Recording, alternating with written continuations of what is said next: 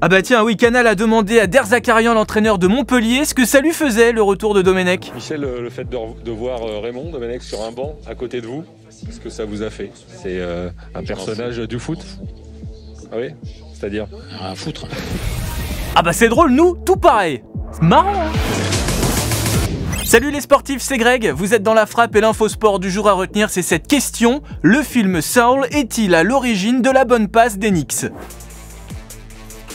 Les New York Knicks, c'est l'une des franchises les plus emblématiques de la NBA, même si depuis quelques temps les résultats sont pas ouf. Les Knicks n'ont pas gagné le titre depuis 1973, n'ont pas atteint les finales depuis 1999 et ne se qualifient même plus en playoff depuis 2013, bref...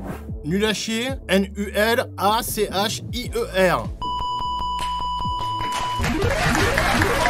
Sauf que depuis plusieurs semaines, ça se passe pas trop mal pour les Knicks. 5 victoires, une place de 6ème dans la conférence Est, les New-Yorkais, pour une fois, ne sont pas hors course dès le début. Et on a peut-être un début d'explication, et si cette bonne série des Knicks avait un rapport avec la sortie du dernier film de Pixar, Soul, sur Disney+.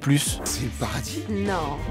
C'est le grand avant, là où chaque nouvelle âme trouve sa personnalité, ses singularités et ses centres d'intérêt avant son séjour sur Terre. Je vous présente 22. Je veux pas aller sur Terre! Ça suffit, arrête de m'enlever. C'est la théorie développée par pas mal de fans sur Twitter et sur Reddit, puisque la bonne passe des Knicks coïncide avec la sortie du film Saul à Noël. Une théorie qui s'appuie sur un moment bien précis du film, alors attention spoiler. Alerte spoiler. Dans une séquence du film, en fait, le petit personnage de 22 explique que c'est elle qui gâche la vie des Knicks depuis des décennies. Check this out. I have been messing with this team for decades.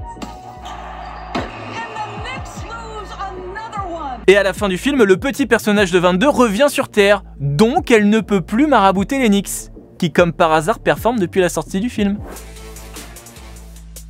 Bon alors oui, les Knicks ont perdu leurs 2 matchs ce week-end et ils ont même fait une dinguerie que eux seuls peuvent faire, je pense. Juste après Noël, ils ont aligné 2 joueurs avec le même numéro. Ah bah ça reste les Knicks, hein. On va pas changer la loose en 3 semaines non plus. Allez, à demain. Move Radio, Hip Hop Nation.